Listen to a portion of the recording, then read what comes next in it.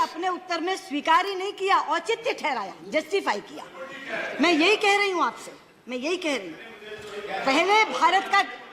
पहले विपक्ष को भारत का दृष्टिकोण समझना चाहिए था, उसके बाद चीनी राजदूत को बुलाकर कन्फ्रंट करना चाहिए था कि हमारा तो ये पक्ष है।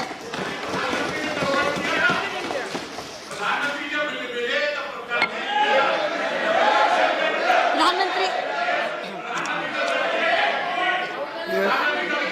देखिए, मैं एक विनम्रता से, बड़े आदर से आपसे कहूंगा, नहीं, आप बैठिए, बहुत आदर से कहूंगा एक बात, बहुत आदर से, सिर्फ एक बात कहूंगा आपको आदर से। सुनिए, हमने चीन के बारे में आपसे साफ कहा था। के बारे में हमने साफ कहा था। हिंदुस्तान एक आवाज में बांटिए मत आप सदन को। हमने कहा था Anand Sharma ji, she is not yielding. Okay, Anand Sharma ji बैठिए, she is not yielding. Please proceed. मैं बिल्कुल भी इस विषय को नहीं लाती अगर आनंद शर्मा ये नहीं कहते कि उस समय अटल जी ने कहा था सदन बुलाने के लिए और पंडित नेहरू ने बुलाया था। हमने तो इनकी इंतजार भी नहीं की। इन्होंने जो किया, चीन के राजदूत से मिले और चीन के राजदूत से उनका पक्ष सुना, लेकिन हमने अपनी ओर से ये सोचा कि सभी के सभी राजनीतिक दलों को इस स्थिति से अवगत कराना चाहिए। और 2 दिन के लिए मैंने मीटिंग बुलाई, 4 सांसदों तक की पार्टी को एक दिन, एक सांसद तक की पार्टी को अगले दिन, ताकि जो आज डी राजा जी के साथ हुआ वो ना हो। 2 अलग अलग इसलिए बुलाई कि जब इकट्ठी बुलाई जाती है तो बड़ी पार्टियां समय ले लेती हैं, छोटियों का समय आता है तो लगता है बंद करो। 2 दिन बुलाई और पूरी की पूरी स्थिति समझाई, और वो चूंकि विदेश मंत्री स्वयं रहे, उन्होंने समझी और बैठक ऐसे ही बंद नहीं की। मैंने कहा जो प्रश्न आपके थे उनके उत्तर मिल गए, जो जिज्ञासाएं आपकी थी शांत हो गई। उन्होंने कहा हाँ, तो मैंने कहा खत्म करूं मीटिंग? उन्होंने कहा हाँ। पूरी तरह से संतुष्ट होकर के वहां से विपक्ष लौटा।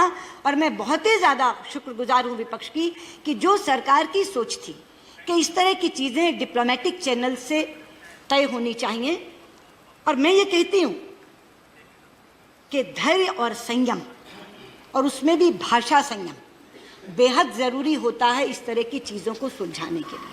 अगर आप धीरज खोते हैं, अधीर होते हैं, उतावले होते हैं, तो कभी भी संकट का हल नहीं निकलता। अगर आप भाषा संयम खोते हैं तो दूसरा प्रवोक होता है, इसलिए हल नहीं निकलता। तो हम धीरज भी बनाए हुए हैं, भाषा संयम भी बनाए हुए हैं, और इसलिए हमने अपने तमाम लोगों को नक्शे के साथ क्या स्थिति है, कैसी स्थिति है।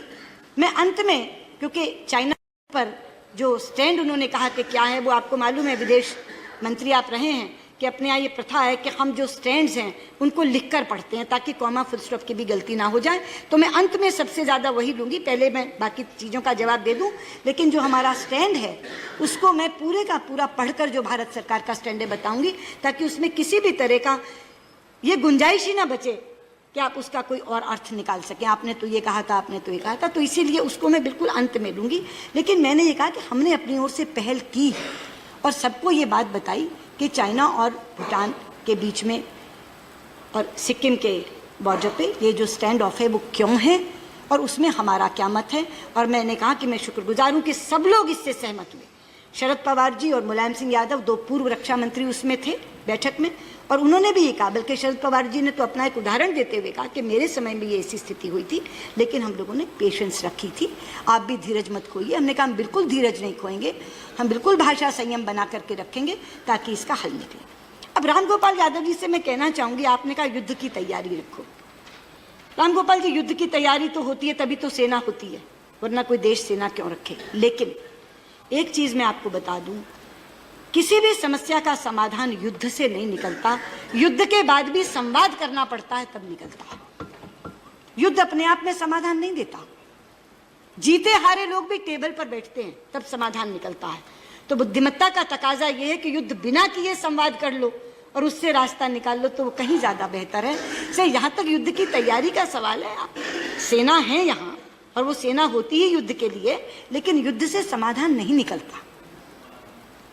इसीलिए मैं कह रही हूं धैर्य और भाषा संयम और डिप्लोमेटिक चैनल्स, इन्हीं से निकलता है समाधान। आपने कहा कि आप अपनी सामरिक क्षमता बढ़ाइए, तभी पड़ोस के लोगों को लगेगा कि चीन अगर हम पर हमला करेगा तो हमें आप बचा लेंगे। युग बदल गया राम गोपाल जी, युग बदल गया। अब सामरिक क्षमता से देश नहीं जाने जाते, अब आर्थिक क्षमता से देश जाने जाते हैं। और इसीलिए जो शरद यादव जी ने बात की, उनसे सहमत हुए मैं ये कहना चाहूंगी कि आज पड़ोसियों को ये नहीं है कि चीन उन पर हमला करेगा तो भारत का साथ चाहिए। अगर भारत की सामरिक क्षमता बढ़ते हुए देखेंगे तो हम ही से डरने लगेंगे कि पता नहीं यही हम पे हमला करेंगे। आज पड़ोसियों को अपने विकास में आर्थिक मदद चाहिए। और इसलिए जब प्रधानमंत्री कहते हैं सबका साथ सबका विकास, का मतलब केवल देश के अंदर का नहीं है। मैं चाहता हूं कि भारत की प्रगति में मेरे हर पड़ोसी देश का विकास हो। ये जो भावना है ये पड़ोसी देशों को आश्वस्त भी करती है और ये उनको ये भी कहती है कि भारत का अगर विकास होगा तो भारत के विकास का लाभ हमें भी मिलेगा। इसलिए सामरिक क्षमता बढ़ाने की बजाय आज आर्थिक क्षमता बढ़ाने की जरूरत है। और मैं बहुत ज्यादा अदब से ये कहना चाहूंगी कि हमारी जो आर्थिक क्षमता बढ़ रही है उसमें भी बहुत बड़ा इन्वेस्टमेंट चाइना से आ रहा है। मैं अगर आपको आंकड़ा दूं, 116 बिलियन US डॉलर था 2014 में, हमारे से पहले मई 2014 से, आज बढ़कर 160 बिलियन US डॉलर हुआ है, 37% की बढ़ोतरी।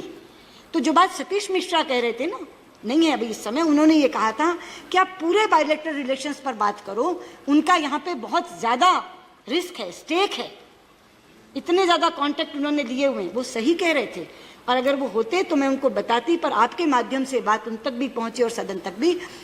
डोकलम पर निगोशिएट नहीं कर रहे, केवल हम बायलैटरल रिलेशंस पर बात कर रहे हैं चीन के साथ। पूरे के पूरे संबंध जो हैं समग्रता में हम बात कर रहे हैं इनके साथ, और हल भी उसी से निकलेगा। तो जहां तक आर्थिक क्षमता का सवाल है, जो देश हमारा बहुत बड़ा योगदान और सहयोगी बने हुए हैं उसमें चीन एक बहुत बड़ा देश है। इसलिए अकेला डोकलम मामला नहीं है। अगर बायलैटरल रिलेशंस पर उनसे चर्चा होगी तो निश्चित तौर पर समाधान निकलेगा। अब US के बारे, उस दिन आनंद जी ने कह दिया कि स्पाउस का वीजा खत्म हो गया, संख्या H1 वीजा की कम हो गई। नहीं आनंद भाई, तथ्य बिल्कुल और है। तथ्य ये है कि शुरू में वीजा की संख्या 65,000 थी। जब अटल जी की सरकार आई NDA की, उस समय वो बढ़कर 1,95,000 हो गई, 1,95,000। लेकिन दिसंबर 2004 में जब आपकी सरकार थी, उस समय एक बिल पारित हुआ और वो संख्या धड़ाम से नीचे फिर 65,000 आ गई। 1,95,000 से 65,000 आपके कार्यकाल में हुई थी। और आज तक वो 65,000 और साथ में 20,000 वो लोग जो वहां से PhD किए हुए, वहां की यूनिवर्सिटी से, वो संख्या बरकरार है। उसमें एक भी संख्या की कमी नहीं हुई। 65,000 जो H1B वीजा भारतीयों को मिलते थे और 20,000 जो वहां से PhD किए हुए उनको मिलते थे, वो संख्या जस की तस बरकरार है। आपने स्पाउस वीजा की बात की। सबसे पहले तो ये बता दूं, ये स्पाउस वीजा दिलाया ही 2015 में प्रधानमंत्री मोदी ने, 2015 में, उससे पहले नहीं था। और इसमें कोई परिवर्तन नहीं आया है, कोई भी परिवर्तन नहीं आया है। स्पाउसेस को उन्होंने ये कहा कि यहाँ ये पढ़ी लिखी पत्नियां आती हैं, ये घर पर बैठी रहती, इनको भी नौकरी का मौका मिलना चाहिए। जो माना गया, स्वीकारा गया और उनको ये अधिकार मिला, उस अधिकार में राई रत्ती परिवर्तन नहीं हुआ। तभी मैंने कहा कि चीजें तथ्यों के विपरीत बोली गई। और जहां तक अब आप बात कर रहे हैं इजराइल की, खासतौर पे सीताराम येचुरी, पर US का एक आपका विषय था लिमोआ का, मैं लिमोआ पे भी बता दूं। लिमोआ केवल एक फैसिलिटेटिंग एग्रीमेंट है कॉमरेड। इसमें कहीं ये प्रोविजन नहीं है कि कोई बेस स्थापित कर दिया जाएगा, कहीं ये प्रोविजन नहीं है कि कोई बेसिंग का अरेंजमेंट कर दिया जाएगा। इसलिए ये जो आपका कहना है ना कि हमारी सिक्योरिटी को कोई इससे खतरा पैदा हो गया, बहुत ही ध्यान से, सावधानी से लिमोआ किया गया है और इसमें केवल एक फैसिलिटेटिंग एग्रीमेंट के तौर पर हमने इसको माना है। अब इसलिए मैं जो कह रही थी कि तथ्य विपरीत हैं, तथ्य इसलिए विपरीत हैं कि पड़ोस की बात तो मैंने बता दी। आपने जो रामगोपाल जी कहा कि उस समय अमेरिका पाकिस्तान के साथ था, कहा ना आपने, जब रूस हमारे साथ था तो अमेरिका पाकिस्तान के साथ था। यही है आज की विदेश नीति की सफलता कि आज अमेरिका भी भारत के साथ है और रूस भी भारत के साथ है। और मैं ऐसे ही नहीं कह रही, मैं ऐसे ही नहीं कह रही।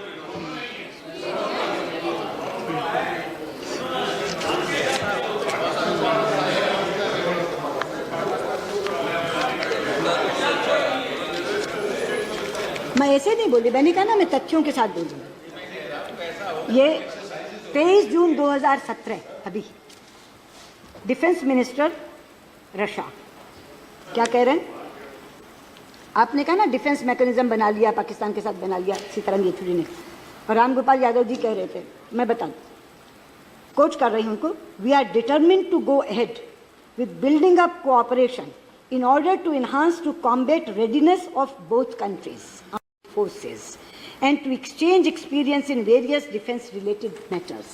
और इसके बाद जब स्पीकर गई वहाँ तो जुलाई 11 को, अभी सदन चल रहा था, जुलाई 11 को कहा Russia shares India's concerns over such challenges international terrorism.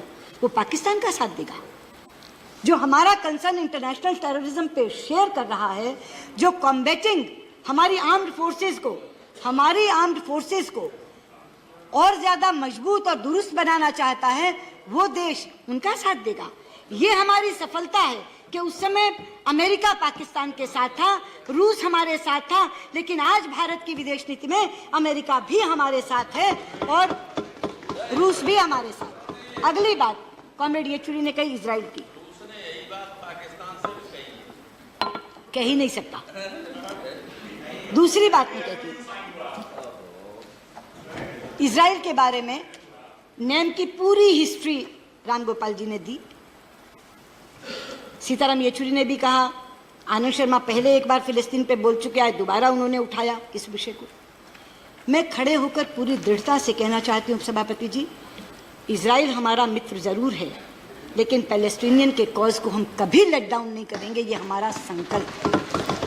और मैं बताना चाहूंगी, आप बैठे हैं, आनंद जी आप विदेश मंत्री रहे हैं, क्या आज से पहले इतने साल आपकी सरकार रही, डिप्लोमेटिक रिलेशंस का भी 25वां साल है, एक बार भी दो विदेश मंत्रियों के बीच जॉइंट कमीशन मीटिंग हुआ? नेवर। पहली बार हमने जेसीएम मैकेनिज्म बनाया, मैं स्वयं गई और हमने पैलेस्टाइन की फॉरेन मिनिस्टर के साथ मैंने स्वयं जेसीएम की।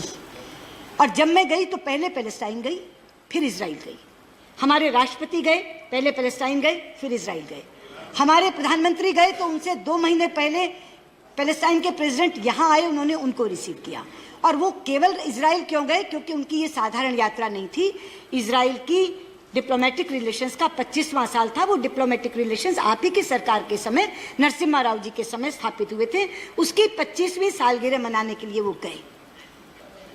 और मैं वो जॉइंट स्टेटमेंट बताती हूँ, आपने कहा not a word in this statement, comrade, not a word. How many words? Joint statement 2017. The two prime ministers discussed the developments pertaining to the Israel-Palestinian peace process. They underlined the need for the establishment of a just and durable peace in the region. They reaffirmed their support for an early negotiated solution between the sides based on mutual recognition and security arrangements. 5 sentences, आपने कहा not a word, not a word. दोनों ने बैठ करके बात की। और मैं एक और चीज बता दूं, जब मैं गई तो मेरी जेसीएम तो विदेश मंत्री के साथ थी, लेकिन प्रेसिडेंट अब्बास के साथ एक लंबी मीटिंग हुई। तो उन्होंने मुझसे क्या कहा? उन्होंने मुझसे कहा कि मैं चाहता हूं ये मामला सुलझ जाए तो इजराइल का झंडा पूरे अरब वर्ल्ड पर फहरे। और मैं ये चाहता हूं कि आप लोगों के बहुत अच्छे संबंध इजराइल के साथ हैं, अपने गुड ऑफिस को यूज करके, इस्तेमाल करके आप हमारा मसला सुलझवा सकते हैं, ये कहा। इन लोगों को चिंता है पैलेस्टाइन की, पैलेस्टाइन वालों को चिंता नहीं है, वो तो इसका स्वागत करते हैं। फिर जब अभी प्रेसिडेंट अब्बास यहाँ आए तो आपको मालूम है स्टैंडर्ड डिल है, आनंद भाई सबसे पहले ईएम जाकर के कॉल ऑन करती हैं। तो जब मैं कॉल ऑन करने के लिए गई तो फिर उन्होंने ये बात दोहराई। और प्राइम मिनिस्टर के साथ जब डेलीगेशन लेवल टॉक्स में थे, जब रिस्ट्रिक्टेड टॉक्स में थे, दोनों में मैं बैठी थी, तो दोनों में उन्होंने ये बात दोहराई और उन्होंने ये कहा कि आप जो इजराइल के साथ आपकी दोस्ती है, मित्रता है, उसका लाभ उठा करके आप हमारा मसला सुलझवा दीजिए। वो इसको पॉजिटिव रूप में ले रहे हैं, हमारे इजराइल से रिश्तों को पैलेस्टीन पॉजिटिव रूप में ले रहा है, सकारात्मक रूप में ले रहा है। ये कह रहा है कि आप हमारा मसला सुलझाने में हमारी मदद करिए। और यहाँ पूरे का पूरा सदन चिंतित है, फिलिस्तीन की नीति निकल गई, नेम से छूट गए। पंडित जी ने कहा था अच्छा, पंडित जी ने कहा था, आपने कहा आनंद जी कि मैं बांडुंग में गई, मैंने पंडित नेहरू का नाम नहीं लिया। आपको याद है, आप ये सवाल पहले उठा चुके और मैंने उत्तर क्या दिया था? मैं बांडुंग कॉन्फ्रेंस में गई थी, लेकिन वहां किसी को बोलने का अवसर नहीं दिया गया था सिवा 3 जनों के। जब मैंने वहां भाषण ही नहीं दिया तो मैं पंडित नेहरू का नाम कहां से लेती? केवल 3 हेड ऑफ स्टेट्स बुलवाए गए थे। Minister of State delivered a speech, and I'm saying this on the floor of the House. वो मैं I बता will place it tomorrow morning. A copy of the speech of V.K. Singh, who is your Minister of State. मैंने आपसे कहा ना, In the 60th anniversary of the Bandung, नहीं, I will place it tomorrow, no. and I'll prove your government यही wrong. तथ्य गलत है। It was not the 60th anniversary of Bandung, it was 60th anniversary of Asia Africa Conference. That is what the Bandung Conference next day हुई है। मालूम होना चाहिए। Bandung Conference was Asia Bandung Africa Conference Conference. next day हुई That है। is what the Bandung Conference was. Was there 2 Bandung conferences? Yes, there were 2 conferences. No. Yes, This there was were the 2 conference. conferences. Asia. Okay. All right. Now proceed. उपसभापति जी, there were 2 conferences. There were 2 conferences. 60th anniversary of Asia Africa Conference, जिसमें हम सबको बुलाया गया था, लेकिन Bandung conference अगले दिन जब हुई, केवल 3 हेड्स ऑफ स्टेट्स को बुलाया गया, उसमें भी एक इंडोनेशिया के स्वयं के प्रेसिडेंट थे।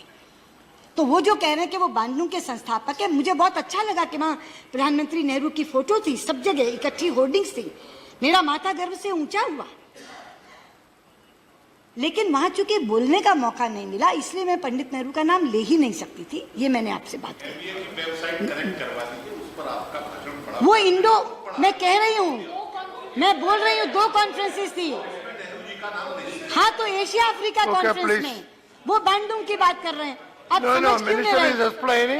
ये 2 अलग सम्मेलन है, ये 2 अलग सम्मेलन है। तो उपसभापति जी, मैंने पड़ोस के बारे में बताया कि तथ्यों के विपरीत धारणा बनी है। मैंने रशिया के बारे में बताया कि अलग धारणा गलत बनी है। मैंने फिलिस्तीन के बारे में बताया। अब मैं वेस्ट एशिया पर आती हूँ। उपसभापति जी, मोदी सरकार आने से पहले अगर सबसे ज्यादा उन लोगों को चिंता थी जो वेस्ट एशिया के बहुत समर्थक हैं, उन्हें यह थी कि शायद भारत की विदेश नीति में से वेस्ट एशिया गोल हो जाएगा, क्योंकि सारे के सारे वो मुस्लिम बहुल देश हैं, और इसलिए उनको लगता था कि अरब वर्ल्ड के साथ हमारा कोई रिश्ता अच्छा नहीं रह जाएगा। और उन्हें यह भी डर था कि वहाँ हमारे इतने ज़्यादा नंबर में श्रमिक हैं, उनका क्या होगा। लेकिन आज यहाँ कहना चाहती हूँ, आज के दिन अगर सबसे ज़्यादा अच्छे रिश्ते अरब वर्ल्ड के किसी के साथ हैं तो हिंदुस्तान के साथ हैं। और इसका भी तथ्य देती हूँ, पहली बार आबू धाबी के क्राउन प्रिंस हमारी 26 जनवरी के चीफ गेस्ट बनकर आए थे। दूसरा उदाहरण, सऊदी अरबिया में, जब सऊदी अरबिया में हमारे प्रधानमंत्री गए तो सऊदी नरेश ने अपने देश का सर्वोच्च सिविल सम्मान से उनको नवाजा था। और तीसरा उदाहरण देती हूं, जिसका जिक्र किया था रामगोपाल जी, आपने यमन का जिक्र किया था। मैं कहना चाहती हूं आपसे, अगर हम यमन से लोगों को निकाल कर ला सके तो क्यों निकाल कर ला सके? लड़ाई किनके बीच में हो रही थी? सऊदी अरब और यमन। सऊदी अरब गोलाबारी कर रहा था, इस कारण से यमन का हवाई अड्डा बंद था। मैंने प्रधानमंत्री जी से कहा कि आप एक बार सऊदी नरेश से बात करेंगे, अगर वो गोलाबारी बंद कर दें कुछ दिनों के लिए तो हम अपने लोग निकाल लें। उन्होंने बात की, मेरे सामने बात की, तो सऊदी नरेश ने कहा कि कई दिनों के लिए तो नहीं, ऐसा करते हैं हर दिन 2 घंटे के लिए गोलाबारी बंद कर देते हैं, 9 से 11। आप यमनियों से बात कर लो, अगर वो हवाई अड्डा उस समय खोल दें तो आप अपने लोगों को निकाल लो। कितनी जटिल स्थिति थी। 3 ही तरीके हैं लोगों को निकालने के लिए, जल थल नभ, या सड़क के रास्ते निकालो, या समुद्र के रास्ते निकालो, या आकाश के रास्ते निकालो। आकाश के रास्ते विमान से, समुद्र के रास्ते शिप से, और सड़क के रास्ते बस से, रेल से। पूरे यमन में लड़ाई हो रही थी, कोई बस चल नहीं सकती थी, समुद्र में लुटेरे बैठे थे, पूरा का पूरा पायरेसी से ग्रस्त क्षेत्र है, और आसमान से गोलाबारी हो रही थी। ऐसी स्थिति में जब उन्होंने कहा कि सऊदी नरेश से बात हो गई है और वो कह रहे हैं कि हम रोज नहीं 9 से 11 में 2 घंटे के लिए गोलाबारी रोक दिया करेंगे, तो अब तुम यमनियों से बात करो कि वो हवाई अड्डा खोल दें। ये थी भारत की विदेश नीति की सफलता। 9 से 11 रोज 2 घंटे सऊदी अरब गोलाबारी रोकता था और यमनी हवाई अड्डा खोलते थे, और उसके कारण से जनरल वीके सिंह गवाह हैं। व्यक्तिगत तौर पर जाकर खड़े थे। 4,700 लोग हम अपने निकाल कर लाए, 2,000 विदेशी निकाल कर लाए। और वो छोटे मोटे देश के विदेशी नहीं थे रामगोपाल जी, 48 देशों के लोग निकाल कर लाए, जिसमें अमेरिका, फ्रांस, जर्मनी। नहीं, इसीलिए मैं कह रही हूँ, आपने जो तारीफ की ना, नहीं उसी से शुरू किया। आप कॉमरेड से बात कर रहे थे, कॉमरेड येचुरी से बात कर रहे थे, और आपने नहीं, मैंने उसी से शुरू किया कि रामगोपाल जी ने जो यमन में निकालने की तारीफ की, वो हमारी विदेश नीति की सफलता का एक बहुत बड़ा मानक है कि क्यों निकाल के ला सके। मतलब मैं ये कह रही हूं कि भारत में अगर एक तरफ सऊदी भी साथ देता है और यमन भी साथ देता है, अमेरिका भी साथ देता है, रूस भी साथ देता है, इजराइल भी साथ देता है, फलस्तीन भी साथ देता है, पड़ोस साथ देता है, और आप कहते हैं हम अकेले खड़े, हमारा कोई साथ ही देने वाला नहीं, हम तो अकेले खड़े, हम तो पूरी दुनिया में अकेले खड़े। ये कौन सा तरीका है? ये कौन सा तरीका है? और ये सारी चीजें मैं प्रूफ दे करके, सबूत दे करके बोल रही हूँ, एक एक चीज को सबूत दे करके बोल रही हूँ।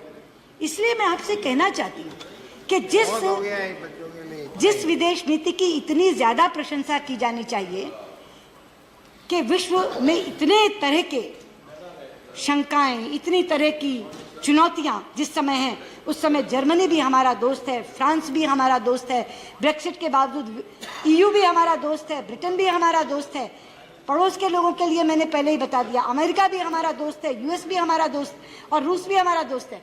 अमेरिका के बारे में 2 टिप्पणियां आई, आपत्तिजनक थी। एक तो शरद यादव जी ने कहा हम रमुआ हैं, वो हरिया हैं, और आपने कहा कॉमरेड कि हम तो US की स्ट्रेटेजिक पार्टनरशिप के बहुत ही जूनियर पार्टनर लगते हैं। मुझे नहीं लगता कि अपने देश के बारे में ऐसी बात कहनी चाहिए, लेकिन मैं कहना चाहूंगी हम रमुआ नहीं है उपसभापति जी।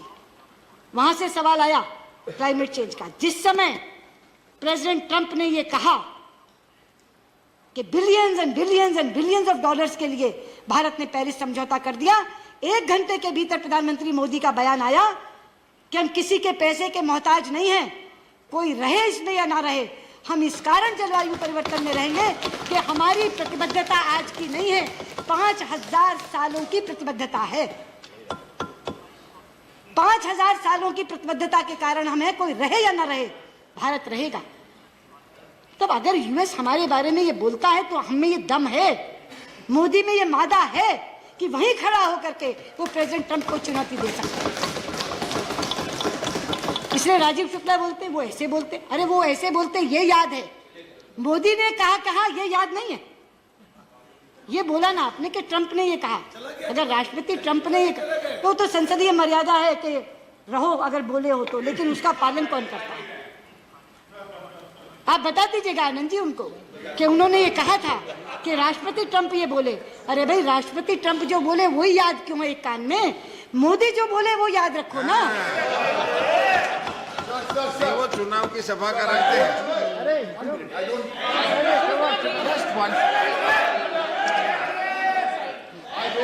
If she yields, The minister is a very senior and If she highly, yields. I've got no issue.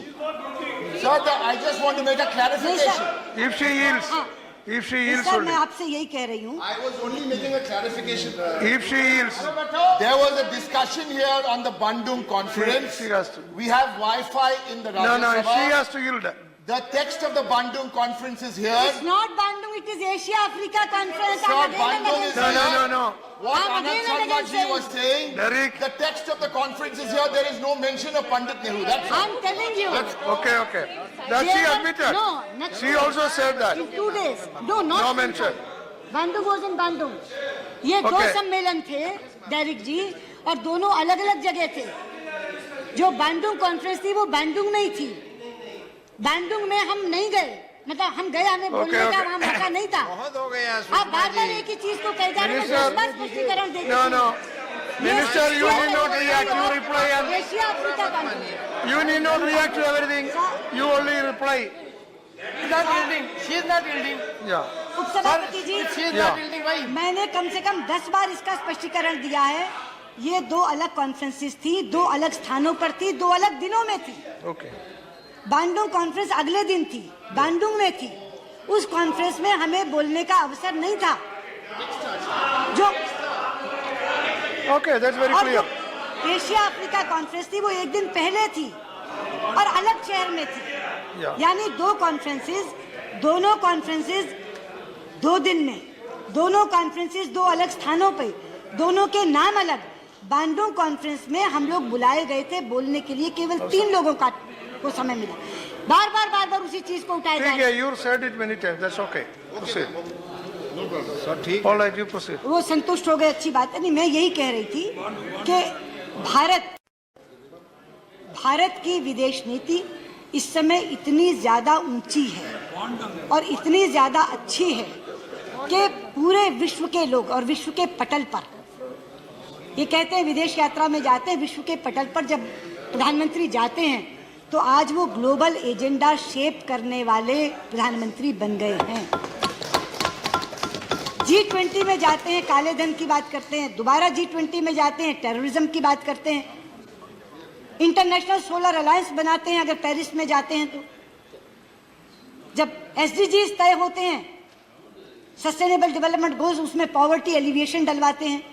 आज भारत ग्लोबल एजेंडा को शेप कर रहा है, उसका निर्माण कर रहा है। अगर वो SCA के मेंबर बन के जाते हैं तो अस्ताना में जब बात करते हैं प्रेसिडेंट शी जिनपिंग से, तो आर्टिकुलेशन जो कहा कि सुषमा जी का बयान, वो मेरा बयान नहीं है, वो प्रधानमंत्री मोदी की प्रेसिडेंट शी जिनपिंग को कही गई बात है कि let us not convert our differences into disputes. और रामगोपाल जी, वो सीमा विवाद के बारे में नहीं था, सभी मतभेदों के बारे में था। वो मेरा वक्तव्य नहीं था, वो वक्तव्य प्रधानमंत्री जी का था।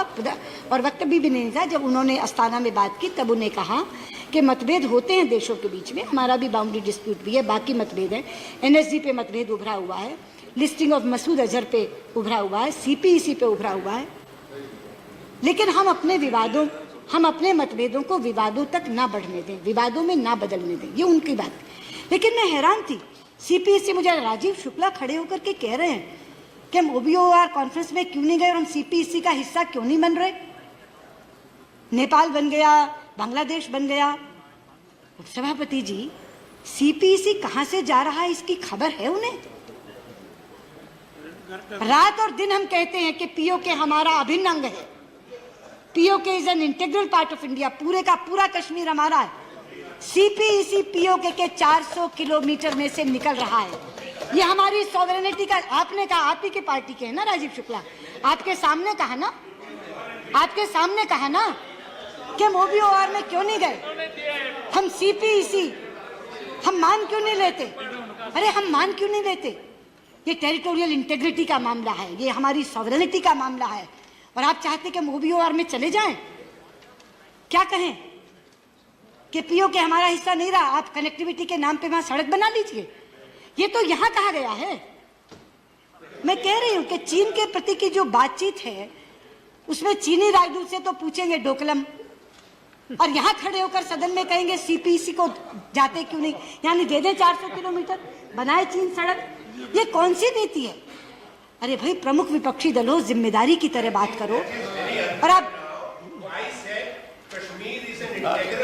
मैंने आपका नाम कब लिया? जिसने कहा उसकी बोलो। मैं बात राजीव शुक्ला की कर रही हूँ, आपकी नहीं कर रही।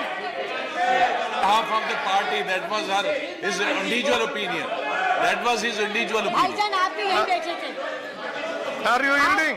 नेता प्रतिपक्ष यहाँ बैठे थे, उपनेता। That was his individual opinion. Okay, okay. जहाँ I तक said so. मैं आपको थोड़ी कह रही हूँ, आपकी That's पार्टी Congress का। party. अच्छा, मुझे ये बताइए, एक मिनट, मैं आपकी बात मानती हूँ, क्या आपकी पार्टी में इतना लोकतंत्र है कि विदेश नीति पर आनंद शर्मा कुछ बोले और Okay. राजीव शुक्ला कुछ? All right. सदन में सबने सुना कि नहीं सुना कि CPEC क्यों नहीं दे देते, OBOR में क्यों नहीं गए? इसलिए मैं कहना चाहती हूँ उपसभापति जी, इस तरह की बात तो सदन में कही गई है। आनंद शर्मा जी को तो मैं कही, आपको एट्रीब्यूट थोड़ी कर रही हूँ, ये रिमार्क्स जिसने बोला उसको एट्रीब्यूट कर रही हूँ, और सबने सुना। कैसे बोलने दिया कांग्रेस पार्टी के नेताओं ने? ये बात कहां से आई उनके दिमाग में कि सीपीईसी हम विरोध क्यों कर रहे हैं सीपीईसी का? और इसीलिए मैं कहती हूँ सभापति जी, जो विषय थे उनका तो जवाब मैंने दे दिया, सारे विषयों का जवाब मैंने दे दिया। जो नवनीत कृष्णन जी कह रहे थे कि श्रीलंका के प्रति हम सॉफ्ट हैं, यू सेड कि हम we are soft towards Sri Lanka. No Navneet ji, जहां भी सिक्योरिटी का प्रश्न आता है वहां बहुत ही वहीमेंटली, और जहां भारतीय मछुआरों का सवाल आता है वहां भी पुरजोर ढंग से हम श्रीलंका के सामने अपना विरोध दर्ज कराते हैं। हम सॉफ्ट नहीं हैं।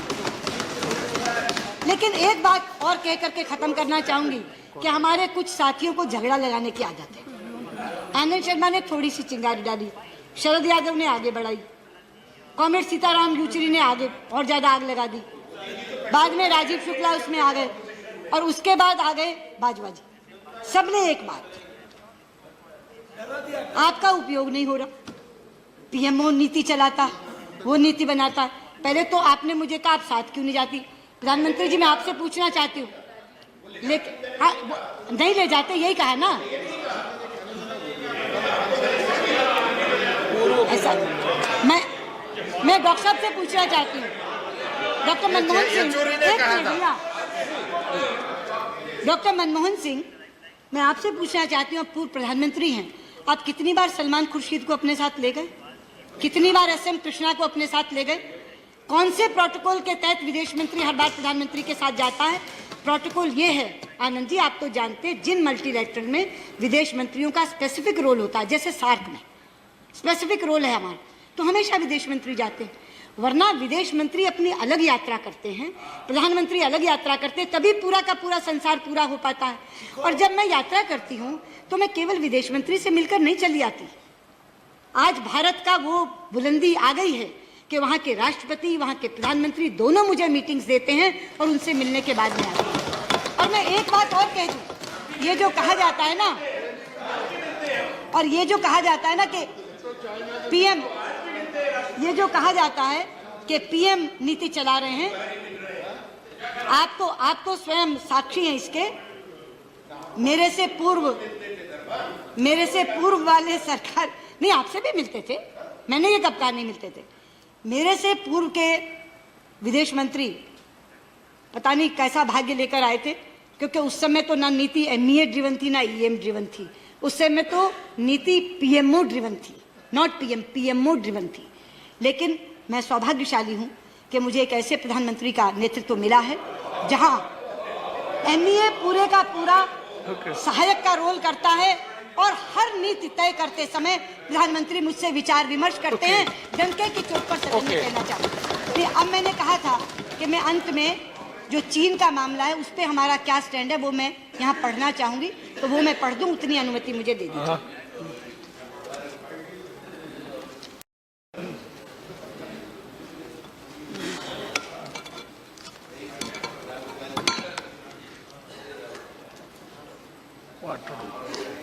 आनंद भाई, मैंने कहा था कि विदेश नीति का, अब फिर आप लोग बात करोगे, फिर कहोगे मुझे सुना नहीं, आपने मेरा नाम नहीं लिया। अब बात मत करो, जो इंडिया का स्टैंड है, जो सबने जानना चाहा है, और अलग से नरेश अग्रवाल जी का नोटिस था, वो चाइना पर जानना चाह रहे थे, और मैंने कहा था कि सारे नोटिस स्क्रब कर दो और सबको बोलने का मौका मिल जाए। तो मैं इंडिया पे इंडिया पे हमारा क्या, उसी पे दे रही हूँ, लेकिन सब लोग पूरे पर भी जानना चाह रहे हैं, तो मैं ये दे रही हूँ स्टेटमेंट। ये इंडिया का स्टैंड है चीन के प्रति, जो मैंने वैसे कहा कि धैर्य और भाषा से। Honorable Deputy Chairman, our relations with China have recently come under renewed focus due to developments in the Doklam area in the Sikkim sector, close to the India-China-Bhutan tri-junction boundary point. India's position on this issue has been articulated in the press statement issued by Minister of External Affairs on June 30th. Our concerns emanate from Chinese actions on the ground, which have implications for the determination of tri-junction boundary point between India, China and Bhutan, and the alignment of India-China boundary in the Sikkim sector. Both these aspects of tri-junction point and India-China boundary alignment in the Sikkim sector had been earlier addressed in a written common understanding reached between the special representatives of India and China on the boundary question in December 2012.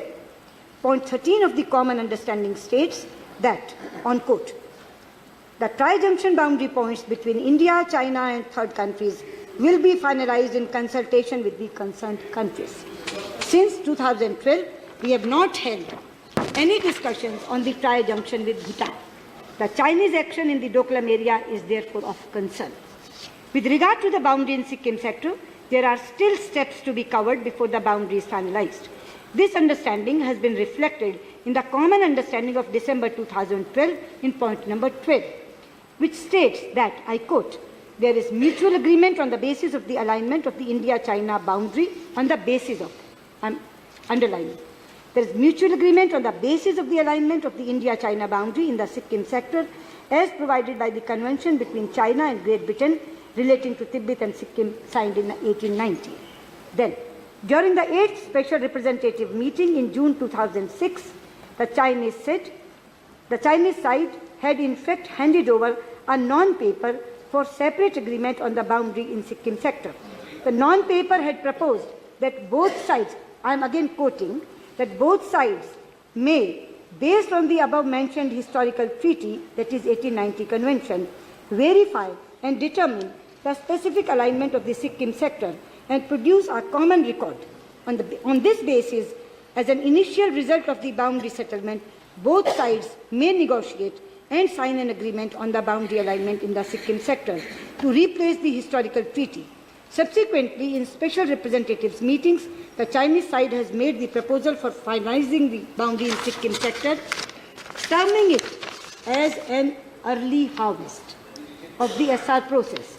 This clearly confirming that the boundary is in the Sikkim sector is not yet finalized. Otherwise, they would not have used this term, early harvest. As we say, low-hanging fruit. It was an early. Yes, we have noted the Chinese side has selectively quoted parts of Prime Minister Jawaharlal Nehru's letter. Selectively they are quoting. Of 22nd March 1959, pertaining to the India-China boundary in the Sikkim sector. A full and accurate account of that letter would have also brought out that Prime Minister Nehru's assertion was clearly based on the boundary alignment as shown in our Indian published maps.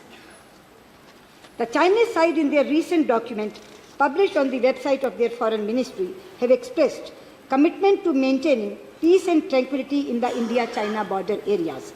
India always believes that peace and tranquility in the India-China border areas is an important prerequisite for smooth development of our bilateral relations. We will continue to engage with the Chinese side through diplomatic channels to find a mutually acceptable solution on the basis of the Astana consensus between our leaders. I note the sense of the House is supportive.